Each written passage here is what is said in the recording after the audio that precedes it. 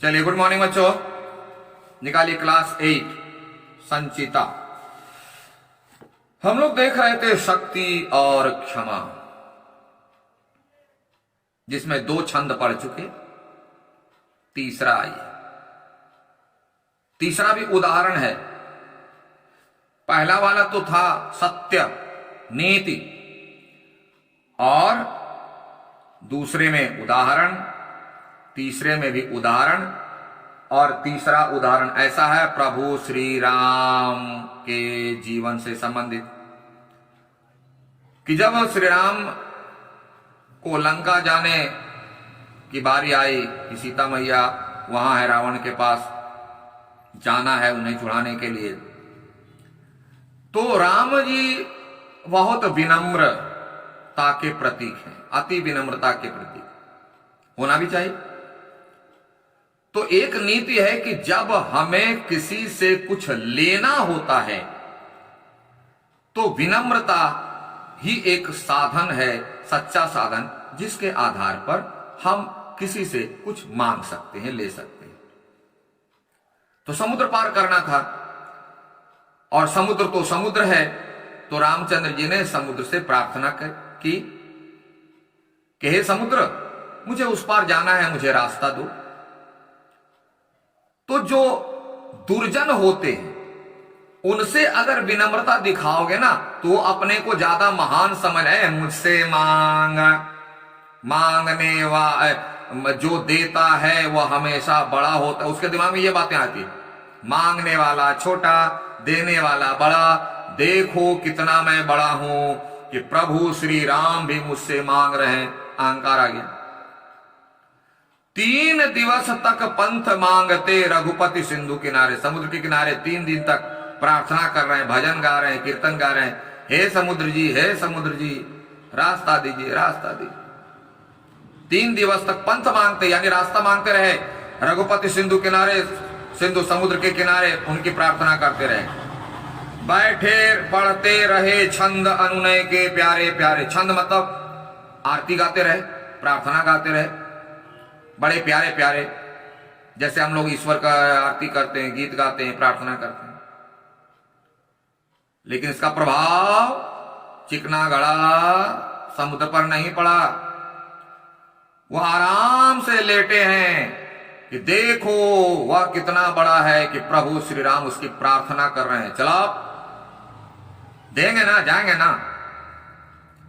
उत्तर में जब एक नाद भी उठा नहीं सागर से, यानी सागर उसका रिस्पॉन्स नहीं दिया। प्रभु श्री राम की प्रार्थना की अवहेलना की, उन्हें छोटा समझा। और जैसे ही इस बात का एहसास प्रभु श्री राम को हुआ कि समुद्र के अंदर अहंकार आ गया है, वह अपने को मुझसे भी बड़ा समझ रहा है, तुरंत यहां से अपने तर्कस से अग्निबाण निकाले। तो इसके पहले का स्टेप क्या हुआ? उठी धधीर धधक पौरुष की आग राम के सर से। सर मतलब बाण। अंदर का पुरुषत्व, अंदर का पौरुष जाग उठा, अंदर की शक्ति जाग उठी, जिसकी बात मैंने पहले बताया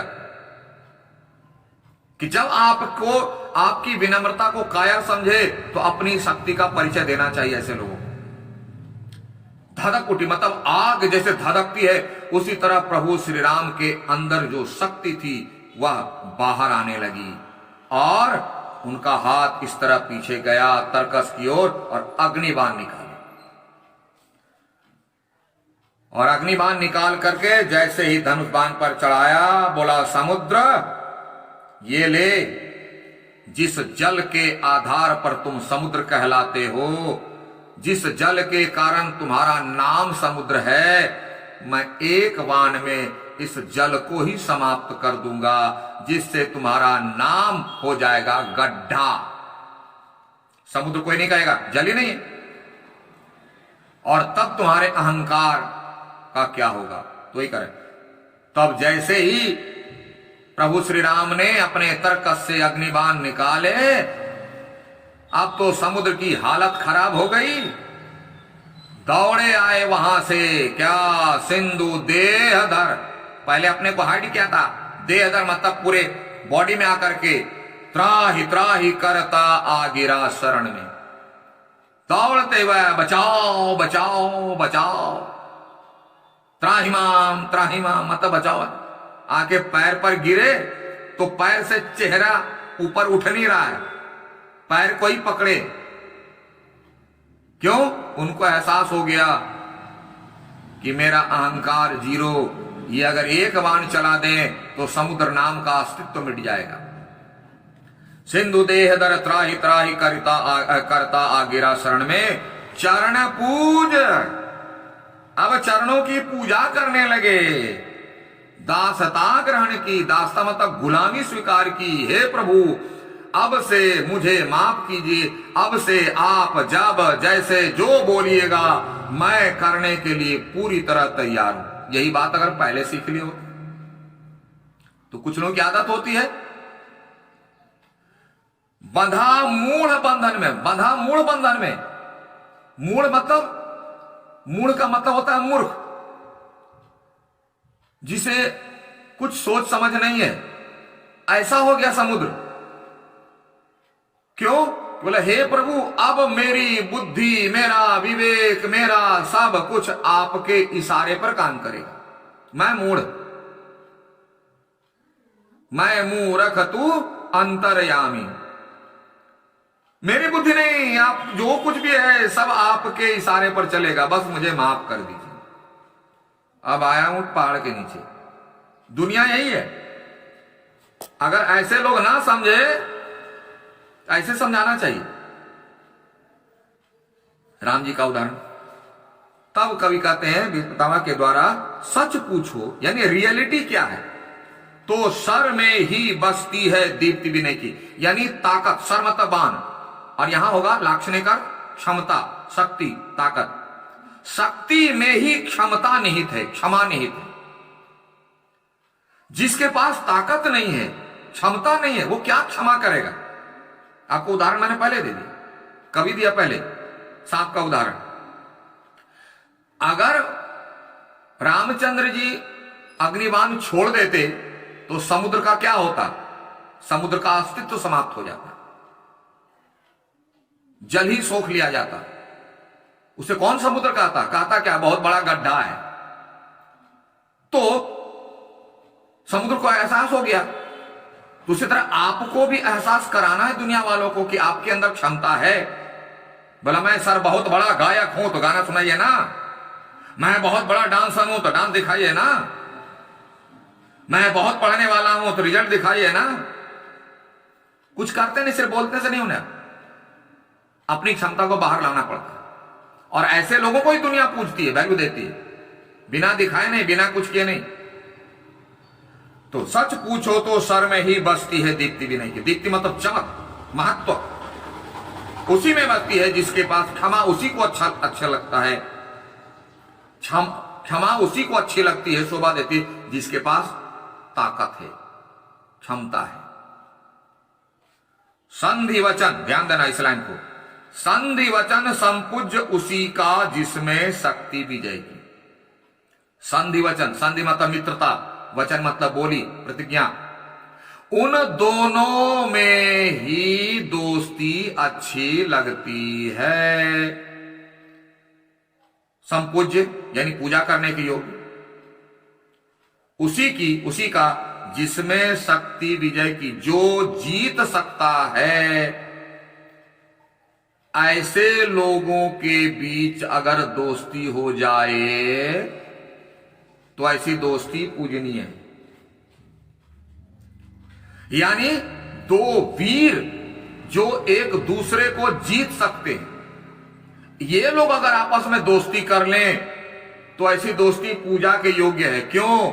कि अगर ये दोनों आपस में भिड़ गए तो सबसे पहले तो वीर जब लड़ते हैं, भिड़ते हैं, तो उनमें से एक को शहीद होना पड़ता है। क्योंकि वीर या तो शहीद होते हैं या जीतते हैं, एक जीतेगा एक शहीद होगा। तो एक वीर की क्षति हो गई ना,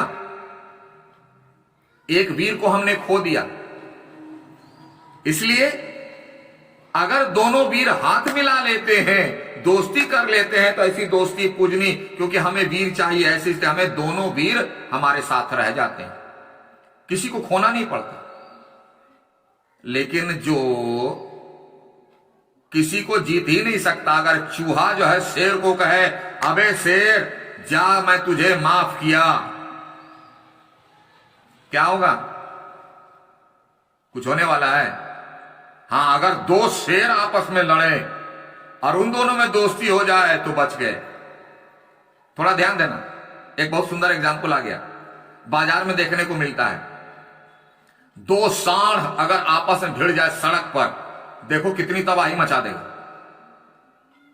किसी की हिम्मत नहीं जाकर के उसको टच करे, दूर से ही करेगा और पूरी तबाही, क्योंकि दोनों एक दूसरे पे भिड़ा हुआ है और दोनों ताकतवर है, आसपास की परिस्थितियों को तहस नहस कर देगा।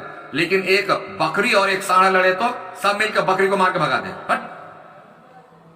उससे कोई हानि नहीं। तो जब दो वीरों में दोस्ती हो जाए तो पूजनीय है, क्योंकि उससे दो वीरों की, एक वीर की हानि होने से बच जाती है और आम जो सामान्य हानि होने वह भी बच जाती है। इसलिए कवि ने ऐसी दोस्ती को पूजनीय कहा। संधि वचन संपुज उसी का जिसमें शक्ति विजय होती है, एक दूसरे को विजय करने की क्षमता जिसमें। ठीक है, अब अंतिम दो पंक्ति, इसको भी 2-3 मिनट होगा, ज्यादा ले ही लेते।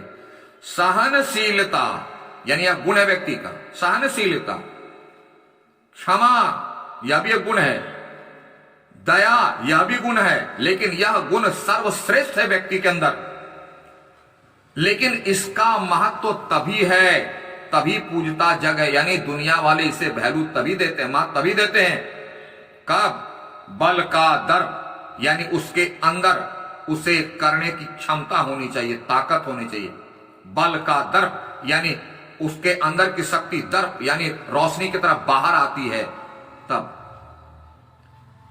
यानी वह कार्य रूप व्यवहार में सामने आता है, तभी उसका महत्व है, सिर्फ कहने से नहीं होगा। बल का दर्प चमकता उसके पीछे जब जगमग है, तब सारी दुनिया उसको महत्व देती है, सारी दुनिया उसे स्वीकार करती है। सिर्फ मुंह से कहने से नहीं होगा, उसे करने के लिए अंदर की शक्ति, अंदर की क्षमता चाहिए और उसे समय पर बाहर भी दिखाना चाहिए, तभी ऐसे व्यक्ति के पीछे सारी दुनिया चलती है, ऐसे व्यक्ति की क्षमताओं को सारी दुनिया सलाम करती है। बिना देखे दुनिया किसी को कोई महत्व नहीं देती। आप मुंह से सिर्फ कहो पापा मैं बहुत अच्छा विद्यार्थी हूं, पढ़ने वाला, मुझे खिलौना चाहिए, ये चाहिए, वो चाहिए। पापा बोले बेटा करके तो दिखा, रिजल्ट तो करके दिखा। बोले नहीं पापा मैं बोल रहा हूं ना, नहीं मिलने वाला है। पापा बोलेंगे दिखा करके, रिजल्ट दिखा अच्छा करके, तो तू जो मांगेगा सो देंगे। बार बार फेल करता है, मुंह से बोलता है पापा पापा मैं बहुत अच्छा विद्यार्थी हूं, बहुत अच्छा, तो बोलने से नहीं होता है। उसी तरह सारी दुनिया तभी मानेगी आपको जब आप कुछ करके दिखाओ। अगर आपके अंदर क्षमता है, करके दिखाओ, तभी सारी दुनिया मानेगी, नहीं तो नहीं मानेगी। आई बात समझ में? उम्मीद है आ गई होगी। चलिए, और अगर नहीं आई है बचा खुचा, क्योंकि मैं हमेशा उम्मीद रखता हूं कि हम लोग पूर्ण नहीं, हम सब कुछ जानते हैं, मुझसे कोई गलती कभी नहीं होती है, मैं सब कुछ एक बार में समझ जाता हूं, ऐसा मैं नहीं मानता। इसलिए अगर कुछ बच गया हो तो आप ऑनलाइन में पूछ लेंगे। आइए क्वेश्चन आंसर पर, पेज नंबर 138, मौखिक का दूसरा, टिक लगाते जाओ।